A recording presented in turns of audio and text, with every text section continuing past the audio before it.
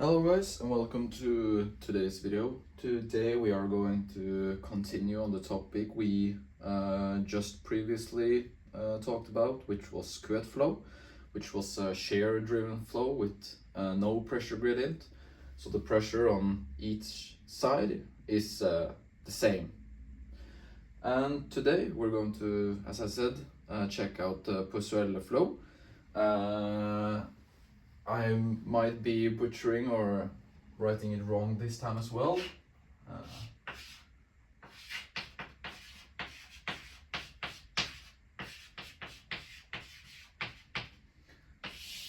Right, Poiseuille flow, I think that's how they say it. Anyways, we can start to again draw up generally how the sketch would look like. So now we have two plates, flow between two plates, and now there is shear and there's pressure working. So how this often ends up looking like is something like this. With the max, well, I did maybe draw it a bit wrong, but the max should be at the middle section. So it's a parabolic, it's a polynomial of a second order degree, and it looks like this. So this is our Poiseuille flow. So we have, again, we have some arbitrary height h, which is the distance between our two plates. Both plates are now both standing still. And now we have a pressure difference P1 and we have P2, where when we have a favorable pressure gradient, so FPG, that means that dP dx is smaller than 0, because we can approximate the derivative as P2 minus P1, and we want P1 to be bigger than P2, so that ends up being less than 0. So that means that P1 is bigger than P2. So we have flow in the right direction. Then we can again draw our frame of reference, which is like this. Okay, so what kind of forces do we have? We have shear forces on both walls, and we have a pressure gradient force.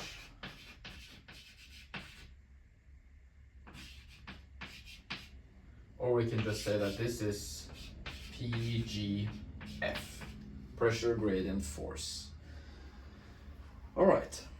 So now, again, let's consider, or we can, maybe this time we can write down the assumptions a bit more clearly, right? So we say that assumptions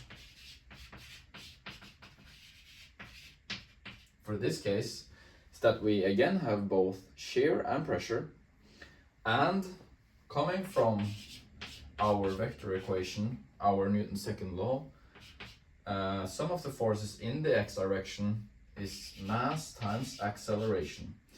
And again, this acceleration term, we said that this was du dt, which was the time derivative of our velocity field, partial differential, plus u du dx plus v du dy. Again, we have a horizontal velocity component, so v is 0 again. And then here we have the same thing, that the change of u is with respect of y. We could do the same argument here, that, well, we can use the continuity equation to find that u is a function of y. And also what is important about this is that this is fully developed. So the velocity component u does not change along the x-axis. That's something I forgot to say on the last video. So this profile here, this parabolic profile, is only a function of u and is not a function of x. So u is a function of y, which is not a function of x and y. So yeah, that's also a bit intuition about why this term cancels. And again, steady state here, which means that everything with the respect to the time derivative goes to 0. So again, the sum of the forces has to be 0 because all of this goes to 0, right? Okay, and now let's do the Taylor expansion for the fluid element. So we have the fluid element here. This is our fluid element. We have an infinitesimal length delta x, and we have an infinitesimal length delta y. But now we have both pressure and shear forces acting on this little fluid element. So we know that the pressure is a force that pushes, or you can say sucks, the fluid, depending on the pressure gradient, and it works normal to the surface. So this is our P. And then on the other side, we have P plus delta x. So this one we will have to Taylor expand to find how does P change when we move an infinitesimal small length over the fluid element. And again, we have shear working on the top and the bottom of this little fluid element. So we have tau down here, where our height, you could say, is 0. And then when we move up, we have tau plus delta y. So now our goal is to find an expression for these terms. Okay, so let's do a Taylor expansion.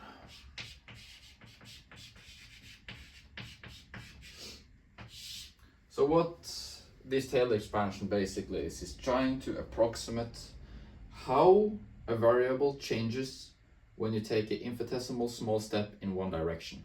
That's all it does. So let's start with this pressure plus delta x.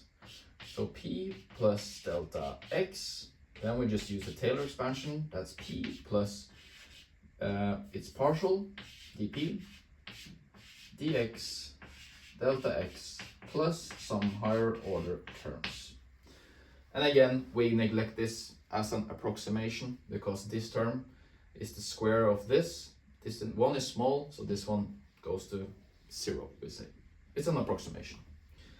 And then we do the tau plus delta y. This would be tau plus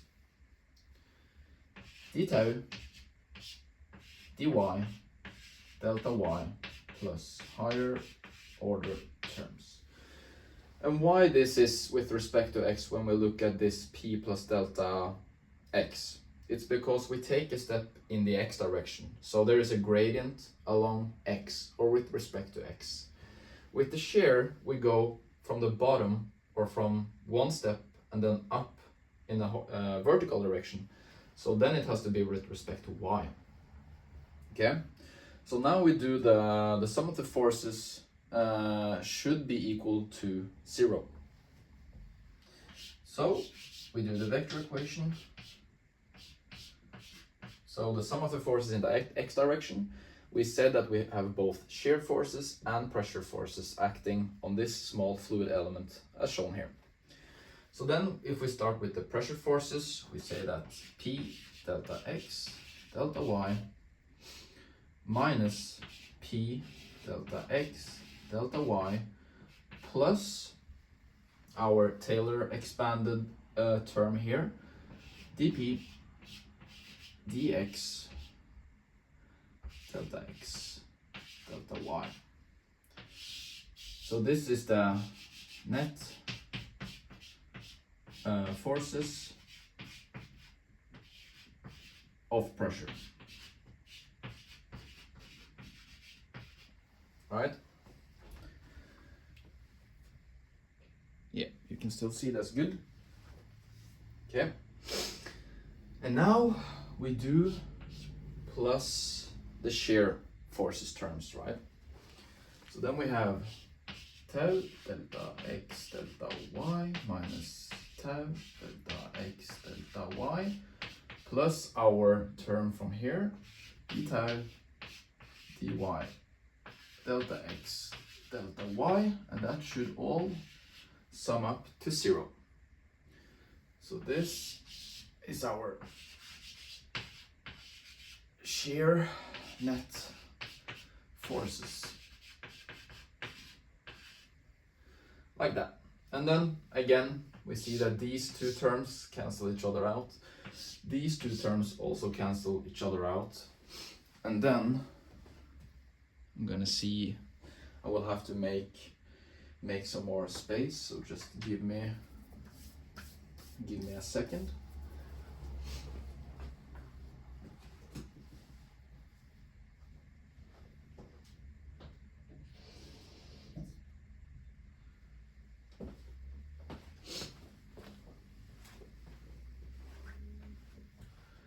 So then let's do this here.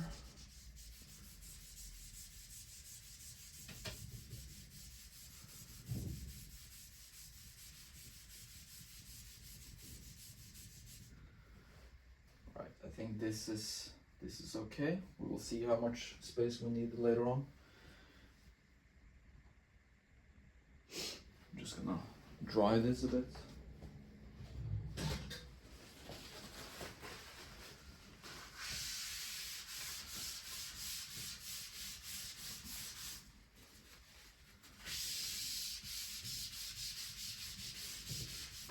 And yes, I'm using toilet paper.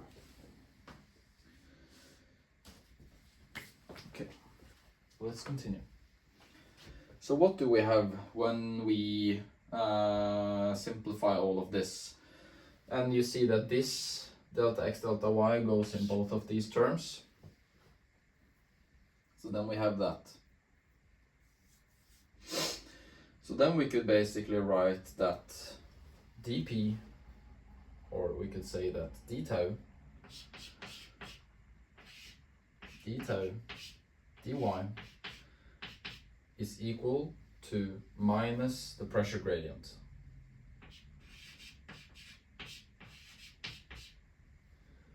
Like this. Okay, and then we substitute in the Newton's second, or Newton's law of viscosity, which was, you can write it here, tau is mu du dy. This is an important one. We substitute that into this, and then again, we know that u is only a function of y, so we could change this from partial to normal derivatives. So then what we get is we have mu du squared dy squared is equal to minus dp dx. Also here, why we went from partials, we should have partials there, into the normal derivatives. That's simply just because we know that the pressure is acting in the x direction. And there is no pressure difference. The pressure is uniform across the y direction. So the pressure is only changing as we go with x. So it's here is a big value, and then it goes slowly down, all the way to P2. So this pressure difference is set P1 minus P2. That's what drives the flow. Right, so now we have this. Okay, now we do the boundary conditions. What do we have with boundary conditions? Well, we have again no slip here and no slip here. And what is different from this type of flow compared to the cuvette flow is that both of these plates are stationary. So there's no movement, meaning that when we have the no slip condition, this velocity at u of y equal to 0 should be 0, and this u of y is equal to h should be 0. So we have our first one is u of 0 is equal to 0. Then we have the second one, u of h is equal to 0. Right? So then we plug, or what we first do is that we integrate this, and we separate it 2 times. So we integrate this with respect of y 2 times. So the first time we do this, we get mu du dy is equal to minus dp dx, and then because this is acting as a constant when you integrate with respect to y, you get y plus another constant from the integration. And then we do it once more, so then we get mu times u of y is equal to, and now we have minus dp dx 1/2 y squared, and then we have plus cy plus another integration constant. I am sorry if this is very small. I hope that you can indeed see it, but yeah. So what we have here is, and then when we write this out, we have u of y is equal to, well, minus 1/2 mu dp dx y squared, and then we have plus cy over mu plus b mu.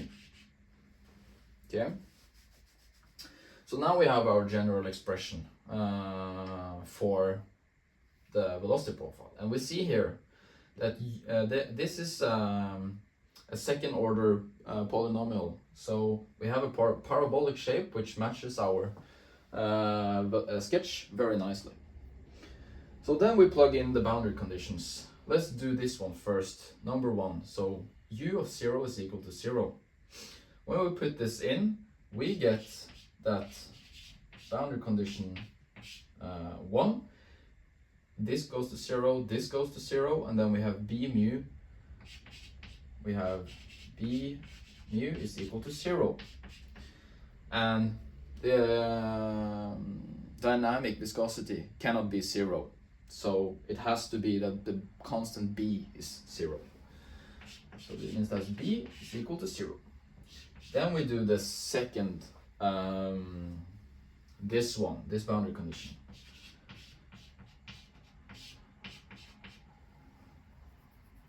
And then we update this, so we put 0 into here, so the b, this term goes away, right? So then, when we do this, we say that, okay, 0, because this is 0 evaluated at h, is minus 1 2 mu dp dx h to the power of 2 plus c h mu, and then we should solve for our constant c. And I'm gonna do this. I'm just gonna make some more space here.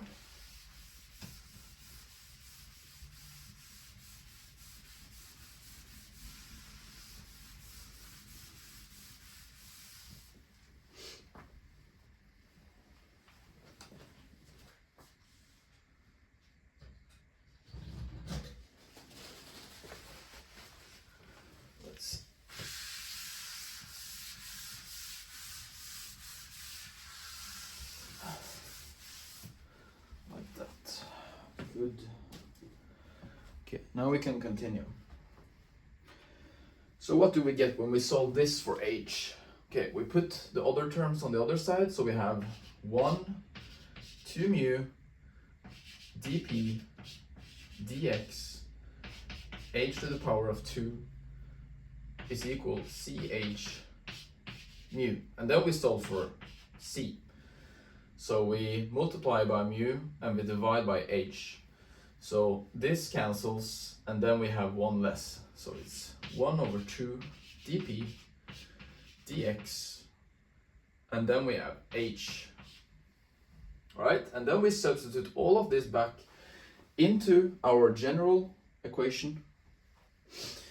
And then we should get something that is u of y is equal to 1 minus 2 mu dp dx y squared plus our constant, which we have here.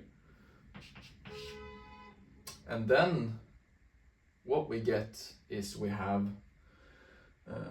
1 to dp dx h, and then we had y over mu, right? So then we have that. Okay, so now we can put all of this into one form, and that is basically what we get is minus 1 2 mu dp dx, and then we can put the y in the front, then we have y minus h, like that. I think that there should be, I might have made a small error on the sign here, and that would come from this. So our force balance should, I think it should have a plus here. So then this goes like this. And then as a little intuition, we can, for example, say that when we increase this dp dx, so we have our flow here,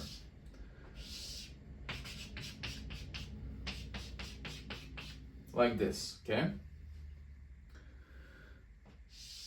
We have a parabolic shape. This is the center line, like this. And then when we have dp dx is smaller than 0, we have a favorable pressure gradient, so the flow is pushed from left to right. And then if this dp dx is much smaller than 0, that means that from this we can say that P1 is bigger than P2. From this we can see that P1 is much bigger than P2. So that means that we